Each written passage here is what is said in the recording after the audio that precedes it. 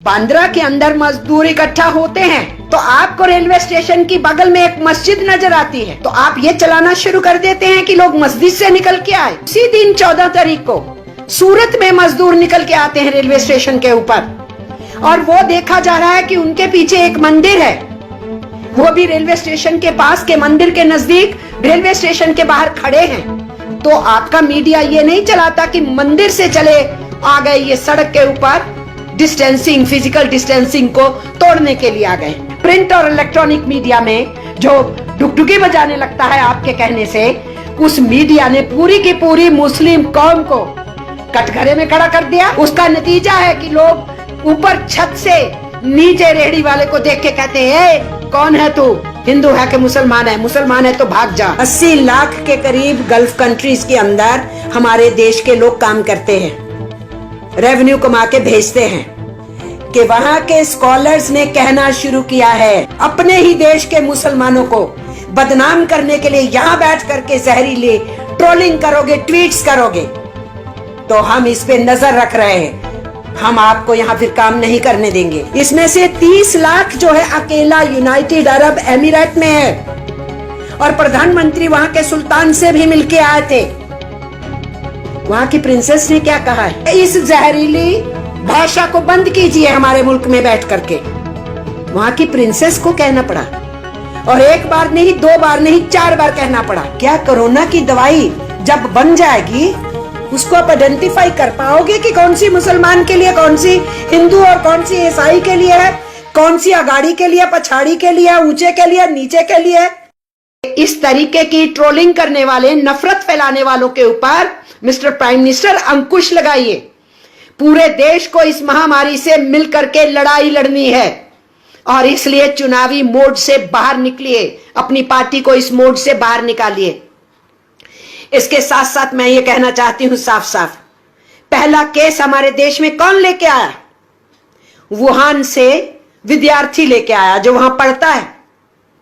उसके बाद दूसरा केस भी वहीं से आया, उसके बाद यूरोप से केस आए। इस देश के अंदर कोरोना की एंट्री विदेशों से हुई। दूसरी बात इस सिलसिले में, आप तो सो रहे थे 2 महीने, दिसंबर और जनवरी। आपने तो फरवरी में जो संज्ञान भी लिया उसके ऊपर कोई लोगों को हिदायत नहीं दी। बाहर से आने वालों के ऊपर जो टेस्टिंग होना चाहिए था, जो क्वारंटाइन होना चाहिए था, उसके ऊपर ईमानदारी से अमल नहीं किया।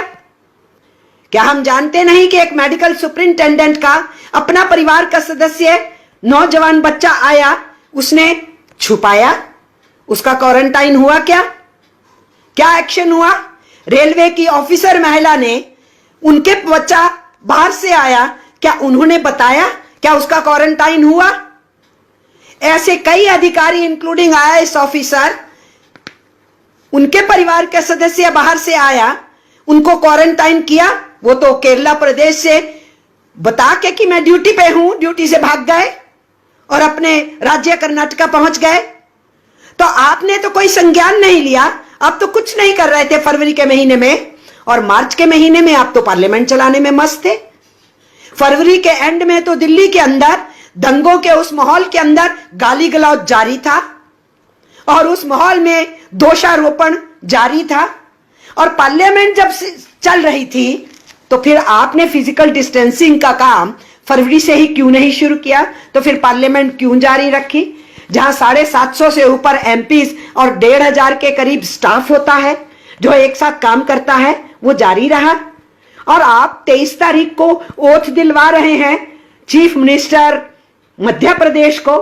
कोई फिजिकल डिस्टेंसिंग, सोशल डिस्टेंसिंग नाम की कोई चीज नहीं है, उसकी धज्जियां उड़ती हैं। 22 तारीख को ताली थाली बजाने में धज्जियां उड़ती हैं और लोग सड़कों के ऊपर आते हैं। और आप इस तबलीगी जमात का 13, 14, 15 का एक इवेंट होता है, जिस इवेंट को आपको कैंसिल कर देना चाहिए था। आपको वीजा कैंसिल करना चाहिए था। जो विदेशी आए हुए थे उनको तुरंत बोलते कि आप जाइए यहां से।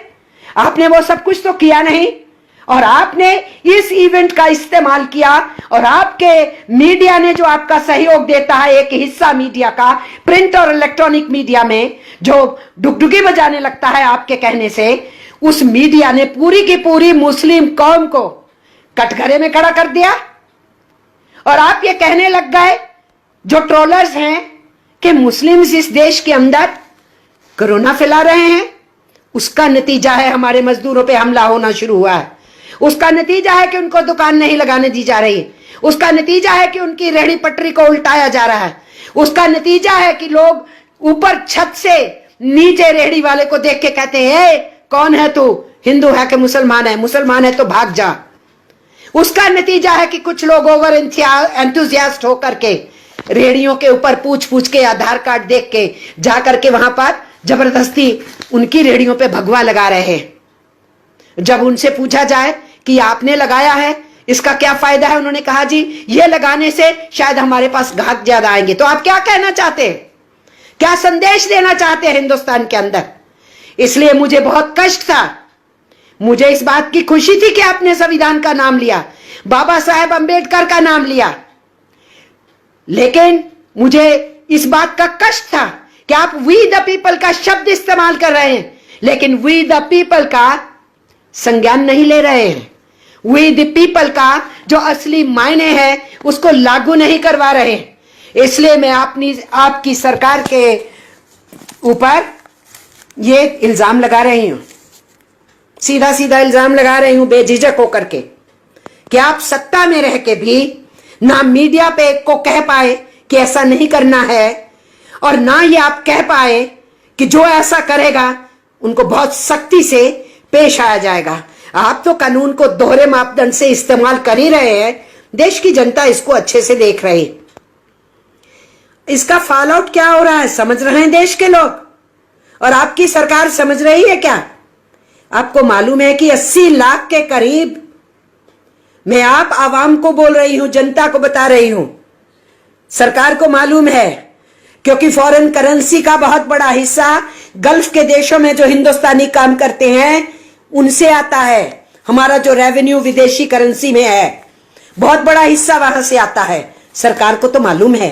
मैं आप आवाम को और जनता को कह रही हूं, विशेष करके अपने नौजवानों को कह रही हूं, जो आने वाली बेरोजगारी को झेलेंगे, जिनके शिक्षा के बजट घटा दिए गए हैं, जिनको रोजगार के साधन अब कम हो जाएंगे, उनको भी मैं बता रही हूं 80 लाख के करीब गल्फ कंट्रीज के अंदर हमारे देश के लोग काम करते हैं, रेवेन्यू कमा के भेजते हैं।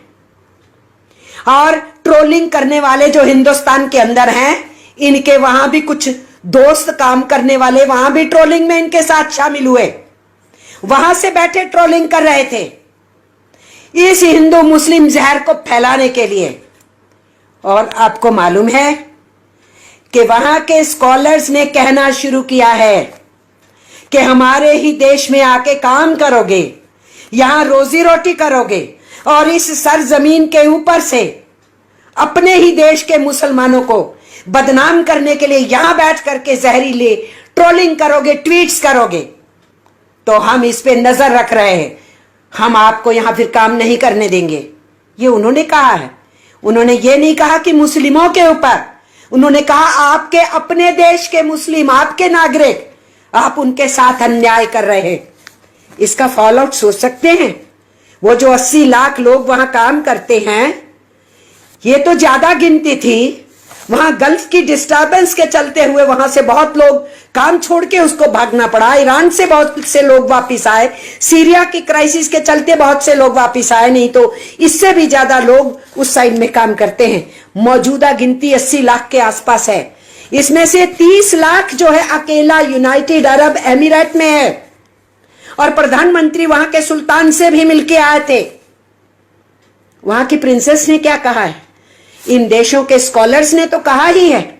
वहां की प्रिंसेस को एक ट्रोलिंग करने वाले को ट्वीट करके कहना पड़ा कि इस जहरीली भाषा को बंद कीजिए हमारे मुल्क में बैठ करके। वहां की प्रिंसेस को कहना पड़ा, और एक बार नहीं, 2 बार नहीं, 4 बार कहना पड़ा। और उसका फल क्या होगा? क्या वो केवल वो 80 लाख हैं? वो अपने परिवार के लिए रोटी कमाने गए हैं। उन 80 लाख के पीछे यहां पर परिवार हैं, उतने ही लाख परिवार हैं जिनके घर में रोटी चल रही है। और इन 80 लाख में बहुमत हिंदू है, मुस्लिम कम है। तो आप क्या कर रहे हैं? एक तरफ देश की इकोनॉमी का बनता ढार हो रहा है, हालात खराब हो रहे हैं, कहा जा रहा है कि एशिया के देशों की शायद जीडीपी 0% रह जाएगी और गरीबी बढ़ जाएगी, बेरोजगारी बढ़ जाएगी, हमारी इकोनॉमी की पतली हालत पहले से थी, नोटबंदी के दौरान से थी, जीएसटी के चलते हुए बढ़ गई, सरकार सत्ता में आई तो उसके बाद इनकी नीतियों ने बेरोजगारी को और बढ़ा दिया। अभी तो साल भी नहीं हुआ इनकी सरकार को बैठे हुए। ऐसे हालात के अंदर जब इकोनॉमी पहले ही शटर्ड है, ऐसी स्थिति के अंदर इस पेंडेमिक के चलते हुए लोगों का रोजगार चला गया है, लोग गरीबी की हालत में हैं, सरकार को बड़े बड़े पैकेज देने की जरूरत है। उस सिचुएशन में भी आप हिंदू मुस्लिम कहते रहिएगा। और मैं ये कहना चाहूंगी, मुझे नाज है एआईएसएफ के कन्हैया के ऊपर, जिसने ये ट्वीट किया कि अगर ऐसे मुश्किलों के दौर में भी अगर आप इस तरीके की नफरतें फैलाते हैं तो मुझे आपके इंसान होने पे शक है। मुझे नाज है कि उस नौजवान बच्चे ने जिस एआईएसएफ में उसने काम किया उसका नाम ऊंचा किया, उसने ये बोला। इसलिए मैं ये कहना चाह रही हूं कि सरकार को अभी भी संभलना चाहिए, इस नफरत की आंधियों को रोकना चाहिए, संज्ञान लेना चाहिए और पूरा का पूरा ध्यान इस वक्त इस पेंडेमिक से निपटने का होना चाहिए। अभी भी पार्लियामेंट को कॉन्फिडेंस में लीजिए, सभी एमपीज को। आप तो कर सकते हैं जूमिंग के जरिए से भी, दूसरे रास्तों के भी जरिए से, स्काइप के जरिए से भी पार्लियामेंट का संज्ञान ले सकते हैं, पार्लियामेंट को चला सकते हैं। आप मुख्यमंत्रियों से 2 बार बात किए हैं और कीजिए, उनकी मांगों पे ध्यान दीजिए और आप यूनिवर्सल पीडीएस कीजिए और आप कैश ट्रांसफर में ज्यादातर जनता को लीजिए। उन सबको जो छूटे हुए हैं, केवल अपनी स्कीम के तहत कवरेज की कुछ परसेंटेज को नहीं लीजिए। कंस्ट्रक्शन वर्कर्स में रजिस्टर्ड अनरजिस्टर्ड वर्कर्स सबको लीजिए। ये इस वक्त निहायत जरूरत है। 5 से 7 हजार रुपया कम से कम प्रति माह के हिसाब से वो जो जनता पीड़ित है, परेशान है, उसको आने वाले 3-4 महीने में उनके घरों में कैश देंगे तो ये इकोनॉमिक इन्वेस्टमेंट होगा, ये वेस्टेज नहीं होगा। ये नेशनल इकोनॉमी को फिर से अपने पैरों पे खड़ा करने के लिए जरूरी होगा। इसलिए ये डंडा भांजना मजदूरों के ऊपर बंद कीजिए, दोहरा मापदंड भी बंद कीजिए और उनके लिए जिन शब्दों का प्रयोग शुरू हुआ आपके ट्रोलर्स के द्वारा और आपके चहेते मीडिया के द्वारा कि तुम लोग हो जो डिस्टेंसिंग नहीं कर रहे हो, तुम्हारी वजह से देश खराब हो जाएगा। मैं जानना चाहती हूं, जब ये तबलीगी जमात का इंसिडेंट हुआ था, वो 13, 14, 15 मार्च था, मैंने पहले ही जिक्र किया, पार्लियामेंट ऑन थी। तभी नांदेड़ के अंदर 4,500 के करीब श्रद्धालु पहुंचे हुए थे पंजाब से और दूसरी जगहों पे, और वहां के गुरुद्वारा प्रबंधकों ने भी, जो लोग ट्रेनों से निकल पाए थे, उसके बाद 1600 लोग अभी भी बचे हुए थे लॉकडाउन के बाद। उन्होंने बार बार सरकारों से गुहार लगाई कि हम इनको सबको रख रहे हैं, कोशिश कर रहे हैं, फिजिकल डिस्टेंसिंग खिला रहे हैं इनको, पर हमें जरूरत है इनको वापस भेजने की, इंतजाम कीजिए। और यही बात उस तबलीगी जमात वाले कह रहे थे, इंतजाम कीजिए। और यही बात नांदेड़ साहब में ठहरे हुए लोग कह रहे थे। यही बात जो वैष्णो देवी में फंस गए थे 400 लोग, उन्होंने कहा कि हमें यहां से लेके जाइए।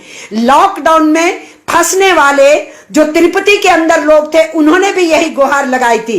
दूसरे धार्मिक स्थानों में फंसने वालों ने भी यही गुहार लगाई थी। और जो नागरिक बंधु पर्यटन में गए थे, उनका भी यही कहना था, विद्यार्थियों का भी यही कहना था, और यही हमारे श्रमिकों का कहना था। और आप सिलेक्टिव हो जाते हैं, एक या वर्कर्स पे गाज गिराओ, और अब आप सिलेक्टिव हुए पड़े हैं काफी समय से मुस्लिम्स के ऊपर। और अब उस बीमारी को आप यहां तक ले आए कि मजदूर ही मजदूर की रक्षा ना कर पाए, और वहां पर कुछ विजिलेंटे ग्रुप्स, वायलेंस करने वाले, वहां से मजदूरों के बीच में से उन्हीं के भाई को, क्योंकि वो दूसरे धर्म का है, उसको रोजी रोटी ना कमाने दे। इसलिए ये दौर है, जिस दौर के अंदर हमें समझना चाहिए कि अभी भी जो फंसे हुए लोग हैं इधर उधर, उनके इंतजाम की कोशिश करनी चाहिए।